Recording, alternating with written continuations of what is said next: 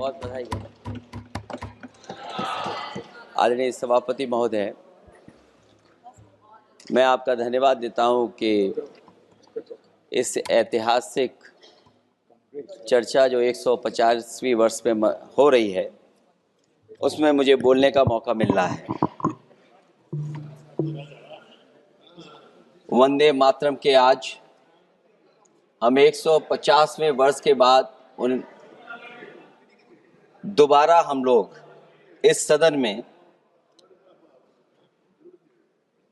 याद कर रहे हैं और हमें गर्व है इस बात का कि हम लोग इस समय पर बंकिम चंद्र चट्टोपाध्याय जी को भी याद करें जिन्होंने इतना शानदार और ऐसा राष्ट्र को गीत देके गए हैं जिस गीत ने लाखों लाख लोगों को जागरूक किया, उनके बीच उत्साह भरा और आजादी के उस समय पर जिस समय अंग्रेजों के खिलाफ लड़ाई लड़ी जा रही थी, वंदे मातरम हमें ऊर्जा देता था, हमें ताकत देता था, हमें एकजुट कर करके अंग्रेजों के खिलाफ लड़ने का एक माध्यम बनाता था। वो वंदे मातरम के गाने पर आज जब 150 वर्ष हो रहे हैं, मुझे बोलने का मौका मिला, इसके लिए मैं आपका बहुत बहुत आभार और धन्यवाद देता हूं। ये वंदे मातरम जिस तरह के हमारे पूर्व में कांग्रेस पार्टी के नेता गौरव गोगोई ने जो बात रखी, उस भावना से जोड़ता हुआ और वंदे मातरम की भावना से जुड़ता हुआ जिस समय कलकत्ता के कांग्रेस के अधिवेशन में रविन्द्रनाथ टैगोर जी ने गीत गाया, उसके बाद लोकप्रियता इसकी आम लोगों के बीच पहुंच गई।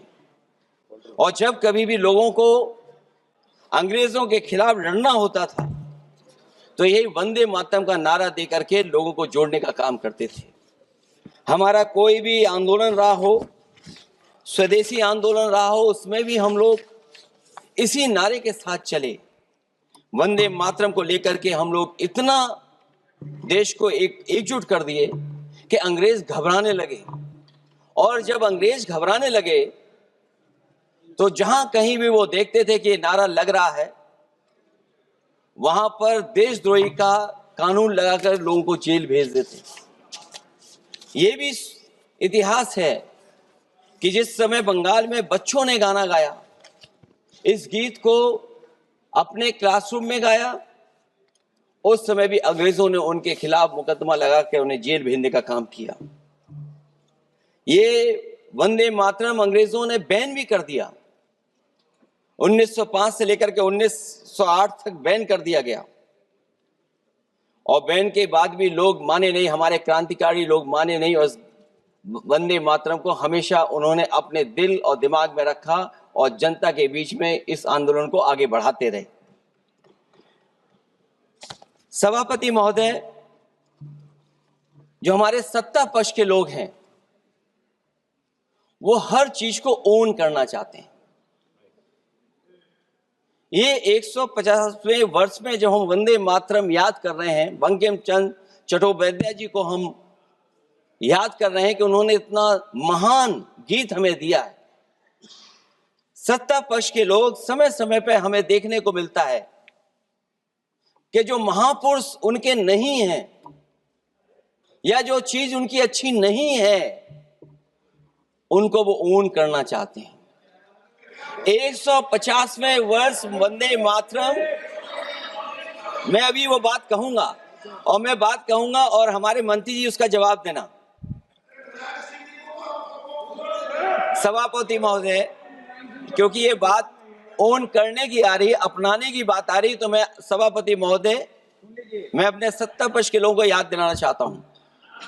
सत्ता पक्ष के लोगों की जो पार्टी आज है, भारतीय जनता पार्टी, जिस समय गठन हो रहा था, हमारे मुंबई और महाराष्ट्र के लोग जानते होंगे कि जिस समय गठन की चर्चा थी, उस समय आपके जो अध्यक्ष चुने गए थे उनको जो भाषण देना उस पर भी बहस चल रही थी और बहस इस बात की थी कि भारतीय जनता पार्टी सेकुलर रास्ते पे जाएगी, सोशलिस्ट रास्ते पे जाएगी कि नहीं जाएगी। तमाम विरोध के बाद भी उस समय के उनके राष्ट्रीय अध्यक्ष जो चुने गए थे, उन्होंने वही रास्ता अपनाया अपने भाषण में। समाजवादी आंदोलन, समाजवादी विचारधारा और सेकुलर रास्ता अपनाया। और वही नहीं, जो उनका मंच था उसमें जयप्रकाश जी की तस्वीर लगा करके भी उन्होंने लोगों को ये भ्रम फैलाने की कोशिश की कि जेपी के रास्ते पर भारतीय जनता पार्टी चलेगी।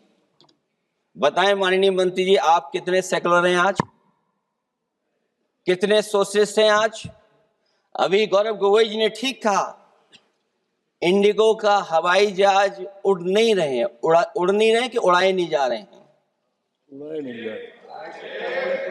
और क्या बात कही गई थी कि गरीब भी उसमें चल सकेगा। इसलिए सभापति महोदय, मैं बात दूसरी तरफ नहीं ले जाना चाहता हूं। वंदे मातरम सिर्फ गाने के लिए नहीं है, निभाने के लिए भी होना चाहिए। सभापति महोदय, आज हम आकलन करें, पीछे मुड़ करके देखें कि हम इस वंदे मातरम को कितना निभा रहे हैं। जिस वंदे मातरम ने आजादी के आंदोलन में सबको जोड़ा, आज के दरारवादी लोग उसी से देश को तोड़ना चाहते हैं। ऐसे लोगों ने, सभापति महोदय, ऐसे लोगों ने पहले भी देश के साथ दगा किया और आज भी कर रहे हैं। ये चर्चा तो जोड़ने का काम करेगी ना अखिलेश जी, क्योंकि आज वंदे मातरम की चर्चा, वही मैं कह रहा हूँ, वंदे मातरम में जोड़ने का ही काम करेगी। वंदे मातरम कोई दिखावा नहीं है, ना ही राजनीति का विषय है। क्योंकि सभापति महोदय, हम जब ये चीज इनके विचारों से, इनके भाषणों से जब बाहर सुनते हैं तो ऐसा लगता है कि वंदे मातरम इन्हीं का बनवाया हुआ गाना है। जिन्होंने, सभापति महोदय, जिन्होंने आजादी के आंदोलन में भाग ही नहीं लिया है, वो वंदे मातरम का महत्व क्या जानेंगे। सच तो ये है कि सरफरोश लोग वंदे मातरम दिल से बोलते थे। उन आजादी के दीवानों के खिलाफ कुछ लोग अंग्रेजों के लिए जासूसी और मुखबिरी का भी काम करते थे।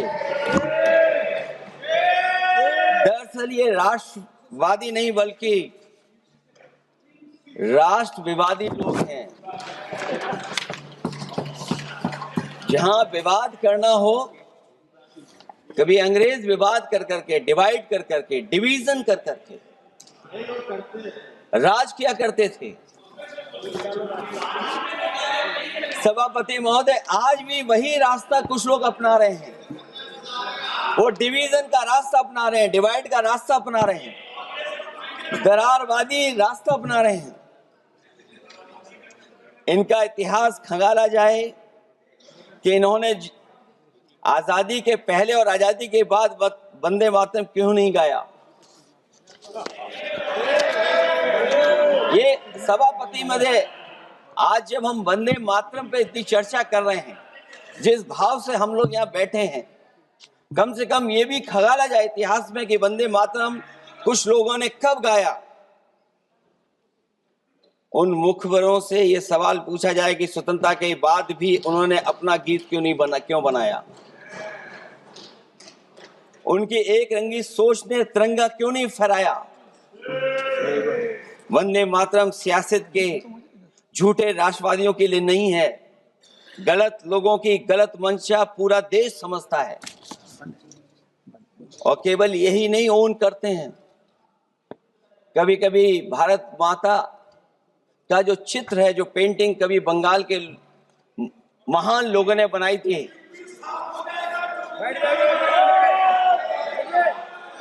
सभापति महोदय, इनको देख लीजिए और फिर बैठ जाओ।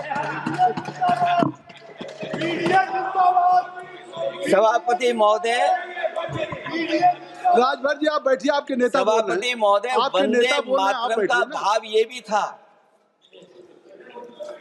कि कम्युनल पॉलिटिक्स नहीं चलेगी, और कम से कम हमारे उत्तर प्रदेश के साथियों ने कम्युनल पॉलिटिक्स को अंत किया है वहां पर जहां से कभी इन्होंने शुरू की थी। राजभर जी, और सभापति महोदय, वंदे मातरम बैठिए। एक भाव के रूप में हमारे अंदर बसा है, चाहे उसके शब्द न याद हो, चाहे अर्थ न मालूम हो, चाहे पूरा याद न हो,